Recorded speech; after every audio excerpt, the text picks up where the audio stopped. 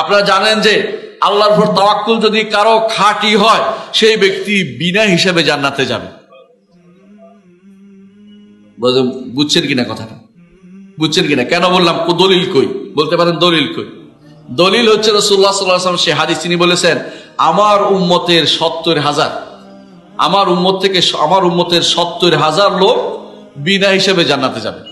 তো সাহাবায়ে কেরাম বললেন যে, একজন দাঁড়িয়ে বলেন, ইয়া রাসূলুল্লাহ, আমাকে সেটার মধ্যে অন্তর্ভুক্ত করার জন্য আল্লাহর কাছে বলেন।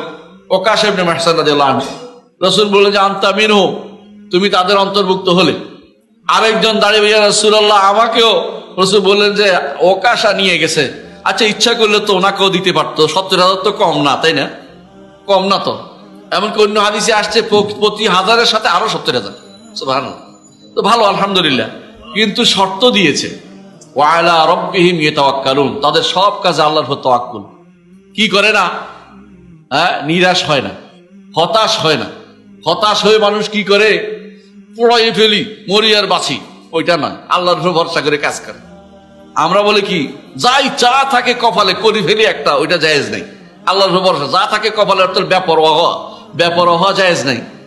ইমানদার বেপরোয়া হইতে পারে না, বুঝাতে পারছি? ইমানদার কখনো বেপরোয়া হয় না। সব কথাই বলবেন আল্লাহর উপর ভরসা, বাকিটা আল্লাহর উপর বলবেন না, পুরোটাই আল্লাহর উপর বলবেন। বুঝছেন কিনা? অনেকে বলে বাকিটা আল্লাহর উপর, আমি তো করছি, বাকি আল্লাহর না, পুরোটাই আল্লাহর উপর। বাকিটা আল্লাহর উপর ভরসা হয় না, আল্লাহর উপর পুরোটাই ভরসা করতে হবে। বুঝছেন কথাটা? রাসূল নিষেধ করেছেন কারো কাছে নিজের দৈন্যতা প্রকাশ করে নিজের জন্য কিছু চেয়ে নিতে, রাসূল নিষেধ করেছেন। বুঝছেন কিনা? এটা হাদিস। এই যদি আল্লাহর উপর তাওয়াক্কুল করে আপনি কাজ করে যাবেন, কিন্তু আপনি যারা এরকম ভিক্ষা করে বেড়ায় তারা কি হবে না? 70,000 অন্তর্ভুক্ত হইতে পারবে না। এবং রাসূল বলেছেন যারা কাই করে অর্থাৎ পোড়াইয়া দেয় তারা 70,000 অন্তর্ভুক্ত, কারণ তারা আল্লাহর উপর ভরসা নাই, এই জন্য পোড়াচ্ছে, শরীর অংশ পোড়াই দিচ্ছে। বুঝেন কথাটা? অনুরূপ রাসূলুল্লাহ সাল্লাল্লাহু আলাইহি ওয়াসাল্লাম বলেছেন যারা তাতায়ুর করে, কুলক্ষণ নেয়, ঘর থেকে বেরোছি, এই বেটি দেখলাম আজকে যে কি হবে আল্লাহ জানে, এই জাতীয় কথাবার্তা বললে আল্লাহর উপর ভরসা নাই, এই জন্য 70,000 অন্তর্ভুক্ত হইতে পারবে না। আর যারা নিজেরা ঝাড়ফুঁক করা জায়েজ আছে, কেউ করে দিলেও জায়েজ আছে, কিন্তু সারাদিন শুধু আল্লাহর উপর ভরসা নাই, হুজুর ফু দেন, অমুকের কাছে নিয়ে ফু দেন, অমুকে ফু দেন, এর তো হচ্ছে আল্লাহর উপর একটু ভরসা নাই। ওরাও তাওয়াক্কুলের অভাবের কারণে 70,000 অন্তর্ভুক্ত হতে পারে নাই। এই জন্য তাওয়াক্কুল খুবই গুরুত্বপূর্ণ জায়গা।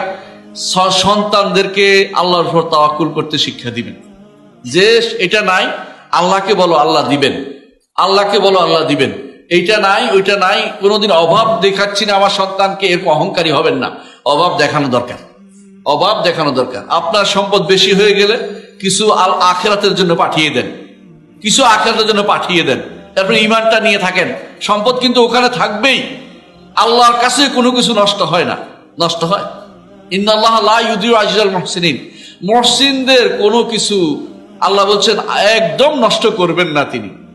রাসূলুল্লাহ সাল্লাল্লাহু আলাইহি ওয়াসাল্লাম হাদিসে আছে, কেউ যদি একটা দান করে এটা বাড়াতে উপত্যকার মতো করে ফেলে আল্লাহ, কম নষ্ট তো দূরের কথা, উপত্যকার মতো করে ফেলে, যদি না শিরিক করে। শিরিক করলে সব বরবাদ হয়ে যায়।